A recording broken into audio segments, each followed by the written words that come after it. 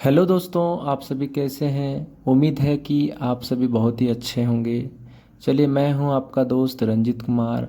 आज मैं आपके लिए लेकर के आया हूं हिंदी साहित्य की प्रैक्टिस सेट, जो कि झारखंड और बिहार पुलिस के लिए बहुत ही अच्छा है। और ये क्वेश्चन पूछे गए हैं जिसमें मैं बताने वाला हूं हिंदी साहित्यकार कवि के नाम रहेंगे, कौन कौन से रचनात्मक उनके काव्य हैं।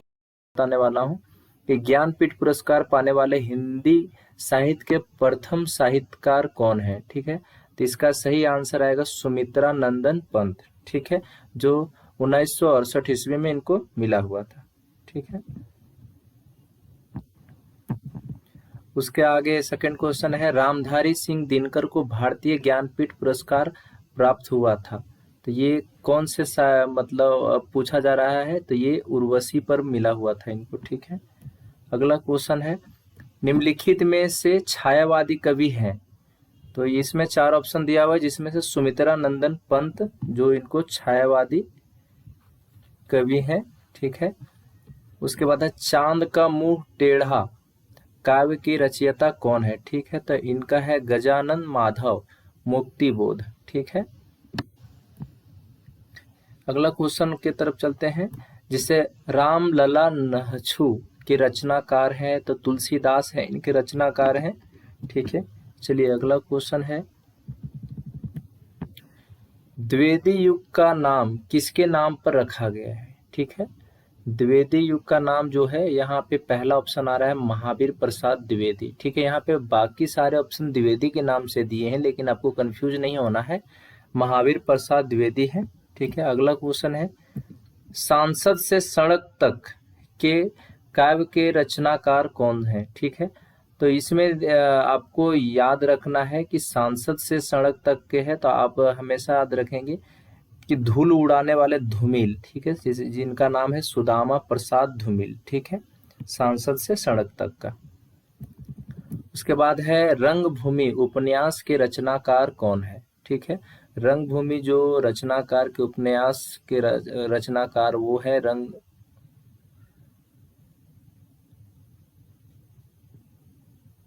रंगभूमि नाम है। ठीक है, अगला क्वेश्चन है, ज्ञानपीठ पुरस्कार दिया जाता है। ठीक है, ज्ञानपीठ का जो पुरस्कार दिया जाता है वो है भारतीय भाषा में साहित्यकारों के रचनात्मक लेखन हेतु इनको ज्ञानपीठ का पुरस्कार दिया जाता है। ठीक है, अगला क्वेश्चन चलते हैं, पृथ्वीराज रासो किस काल के रचयिता है। ठीक है, जैसे पृथ्वीराज चौहान जो थे वो एक शासक थे जो आदि काल के थे। ठीक है, तो ये जो पृथ्वीराज रासो जो काल है वो आदि काल के शासक थे। ठीक है, जो रचना है। अगला है, पृथ्वीराज रासो के रचनात्मक कौन है, रचनाकार। पृथ्वीराज रासो के रचनाकार कौन है, तो इसका उत्तर है, ये आंसर हो जाएगा चंद्रवरदाई। ठीक है, चंद्रवरदाई रासो पृथ्वीराज रासो के रचनाकार थे, चूंकि ये पृथ्वीराज के दरबार में ही कवि थे। अगला क्वेश्चन है, हिंदी का प्रथम महाकाव्य कौन सा है। ठीक है, हिंदी का जो प्रथम पहला पहला महाकाव्य है वो है पृथ्वीराज रासो।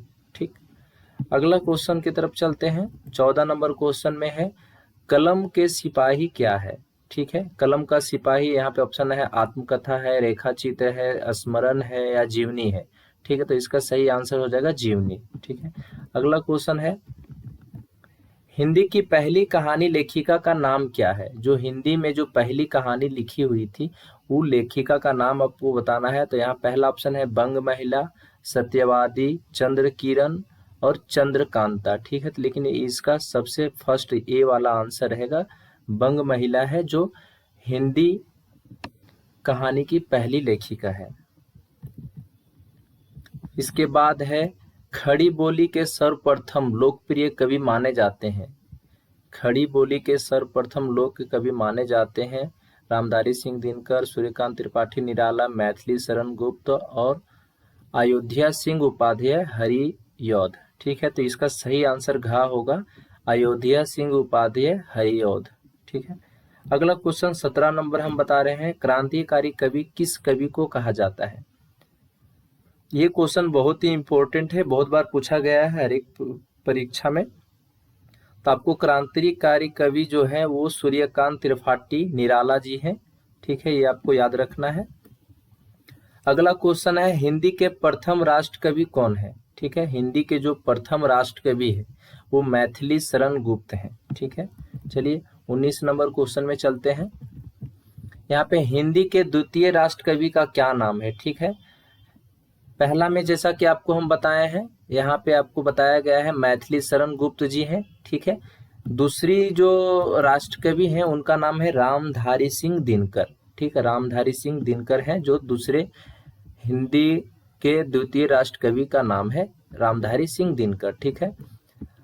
एक और बहुत ही महत्वपूर्ण क्वेश्चन है, गोदान किसकी कृति है? ठीक है, जो गोदान कृति है वो किसके द्वारा लिखी गई है? ठीक है, तो ये प्रेमचंद्र जी हैं, इसमें बी ऑप्शन सही रहेगा, ठीक है। अगला क्वेश्चन है 21 नंबर, अधूरा उपन्यास किसका है? ठीक है, अधूरा उपन्यास कौन सा है? तो अधूरा जो उपन्यास है वो मंगल सूत्र के नाम से है, जो अधूरा है, ठीक है। अगला क्वेश्चन है अपभ्रंश का वाल्मीकि किसे कहा जाता है?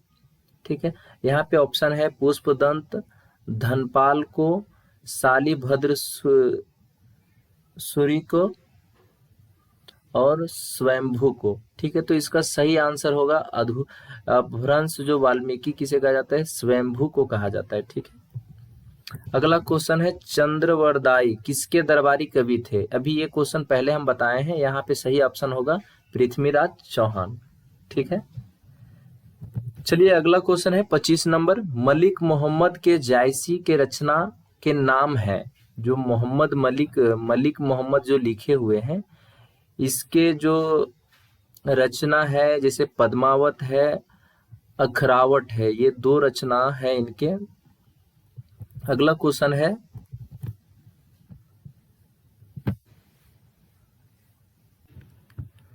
यहाँ मलिक मोहम्मद जायसी को जायसी कहा जाता है, क्यों कहा जाता है? तो यहाँ पे देखिए, जायस गोत्र में पैदा हुए थे, जायस मत को मानने वाले थे, जायस नामक स्थान में पैदा हुए थे, या इनमें से कोई नहीं। तो इसका जो सही आंसर होगा जायस नामक स्थान में पैदा हुए थे। ये जायस एक नामक एक स्थान है जहाँ पे इनका पैदा हुआ था, इसके लिए से जायसी को जायस यानी मोहम्मद मलिक को जायसी कहा जाता है, ठीक। अगला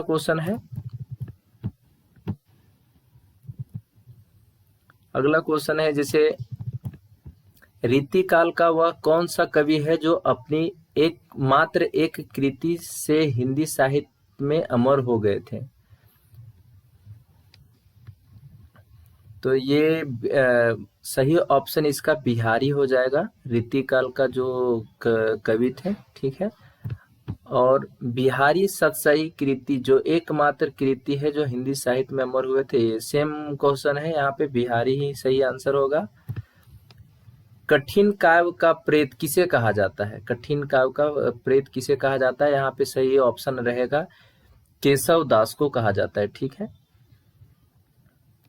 अगला क्वेश्चन है हिंदी साहित्य के आधुनिक काल को इस नाम से भी अभिहित किया जाता है, जीवन काल है, पद काल है, स्मरण काल है, या गद्य काल है? ठीक, तो इसका सही आंसर गद्य काल रहेगा। हिंदी साहित्य में प्रयोगवाद के प्रवर्तक का नाम है, हिंदी साहित्य में प्रयोगवाद के प्रवर्तक का नाम है, तो यहाँ आगे रहेगा, सही ऑप्शन सही है सी वाला, ठीक है। आगे अगला है जायसी किस धारा के कवि थे? ठीक है, तो यहाँ पे ऑप्शन दिया है ज्ञान मार्गी, काव्य धारा, प्रेम खयानक काव्य धारा, नाथपंथी काव्य धारा, रासक काव्य धारा। तो इसका सही जो आंसर रहेगा सेकेंड ऑप्शन रहेगा प्रेमाख्यानक काव्य धारा, ठीक है। अगला क्वेश्चन चलिए हम बढ़ते हैं, मैथिल कोकिल किसे कहा जाता है? मैथिल कोकिल जो सही आंसर होगा ये हो जाएगा विद्यापति को कहा जाता है, ठीक है। चलिए 30 क्वेश्चन हो गया है, चलिए बढ़ते हैं अगला क्वेश्चन की तरफ।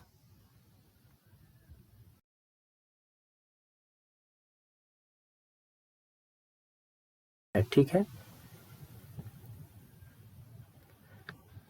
प्राकृत के सुकुमार कवि किसे कहा जाता है? तो इसका सही ऑप्शन है निराला जी को कहा जाता है। चलिए अगला क्वेश्चन की तरफ बढ़ते हैं। अगला क्वेश्चन है आधुनिक युग का मीरा कौन है? कवि का नाम पूछ रहे हैं यहाँ पे कि आधुनिक युग का जो मीरा कहा जाता है कौन है? तो वो कौन थी? तो वो है महादेवी वर्मा। ठीक है। अगला क्वेश्चन है छायावाद का जनक किस कवि को कहा जाता है? जयशंकर प्रसाद को कहा जाता है। ठीक है, इसका सही आंसर जयशंकर प्रसाद। अगला है कथा सम्राट किसे कहा जाता है? ठीक है, तो इसका सही ऑप्शन रहेगा प्रेमचंद जी को कहा जाता है। ठीक है। बाल चित्रण में कौन सा कवि श्रेष्ठ है? बाल चित्रण में कौन सा कवि श्रेष्ठ है? ठीक है, तो ये रसरवान मीराबाई, थर्ड ऑप्शन है सूरदास, फोर्थ ऑप्शन है कबीरदास। तो इसका सही आंसर रहेगा सूरदास को कहा जाता है। बाल चित्रण जो किए हुए हैं वो सबसे श्रेष्ठ कवि में आते हैं सूरदास। ठीक है। अगला क्वेश्चन आता है रसमय सिद्ध किसका उपनाम था? रसमय सिद्ध, तो यहाँ ऑप्शन है हजारी प्रसाद, महादेवी वर्मा, देवकी नंदन खत्री, ये खन्नी बाय मिस्टेक्स हो गया है, देवकी नंदन खत्री होता है, जयशंकर प्रसाद। ठीक है, तो इसका सही आंसर जो है रसमय सिद्ध किसका उपनाम था? तो ये जयशंकर प्रसाद जी का है। ठीक है। अगला क्वेश्चन है 38 नंबर मधुर स्वप्न के रचनाकार हैं राहुल सकृत्यायन। ठीक है। इनका एक और रचना है बोलगा से गंगा, इनका एक और रचना है। ठीक है, मधुर स्वप्न एक रचना हो गया, एक दूसरा है बोलगा से गंगा रचना। ठीक है। चलते हैं अगला 39 क्वेश्चन में। तुलसी और सुर की रचनाओं के आधार पर रस कितने प्रकार के होते हैं? ठीक है, तुलसी और सुर की रचनाओं के आधार पर रस कितने प्रकार के होते? तो ये इसका सही आंसर होता है 11। ठीक है। भरत मुनि ने कुल 8 रस दिए हैं। ठीक है, ये भी आपको याद रखना है। टोटल जो भरत मुनि थे वो कुल 8 रस दिए हैं।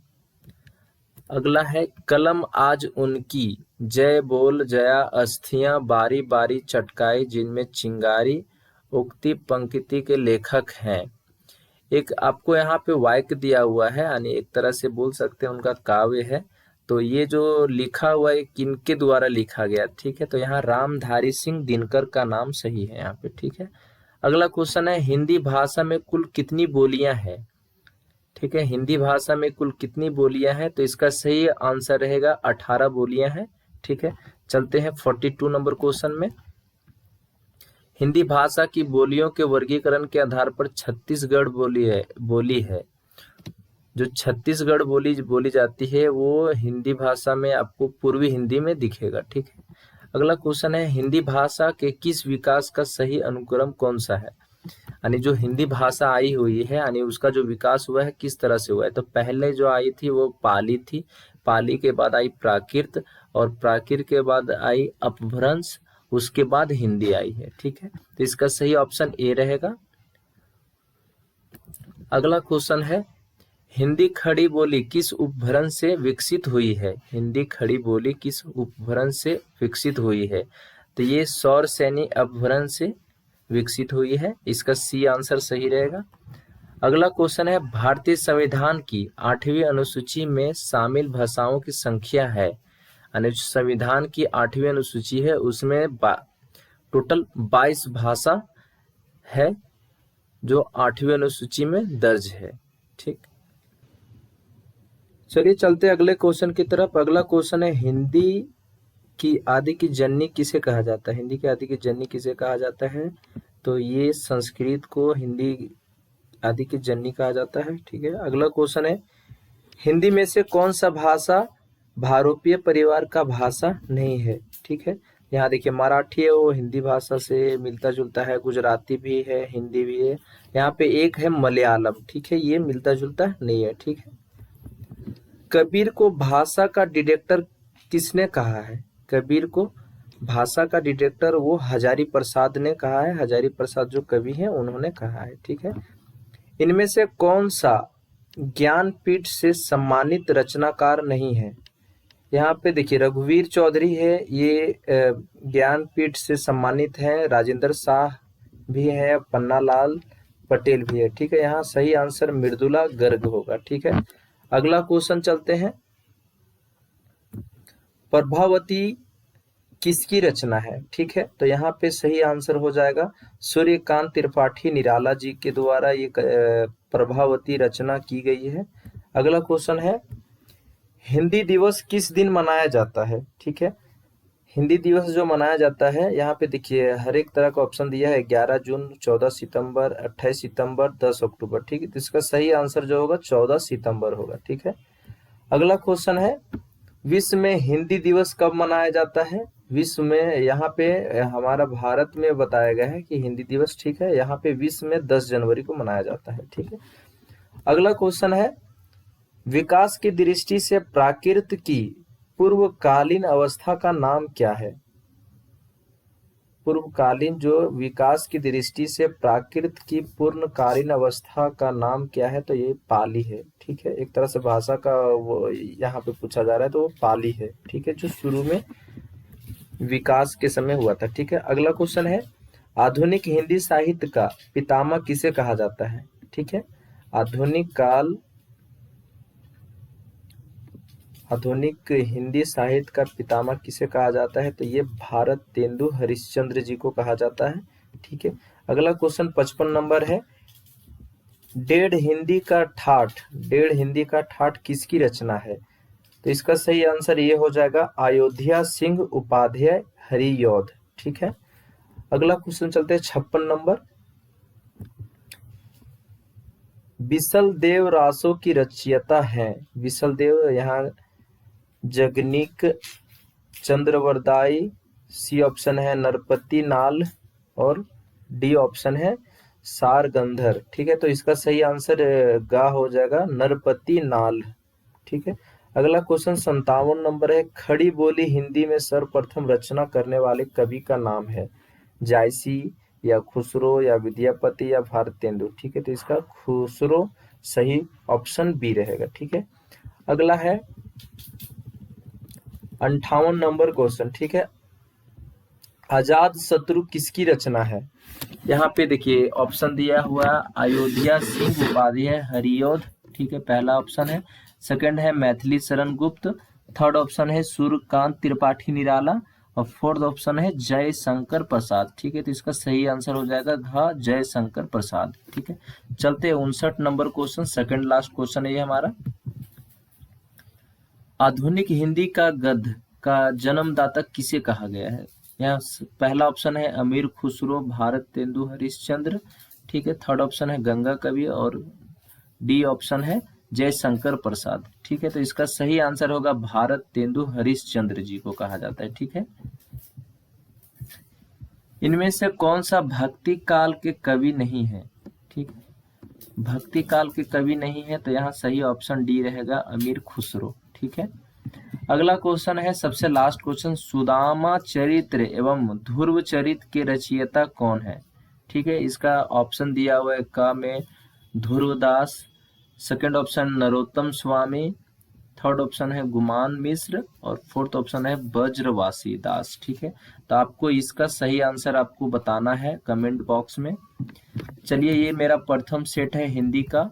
ठीक है, अगला प्रैक्टिस सेट हम जल्द ही आपके लिए लेकर के आएंगे। वीडियो के अंत तक बनने के लिए बहुत बहुत धन्यवाद। मिलते हैं अगले क्लास में।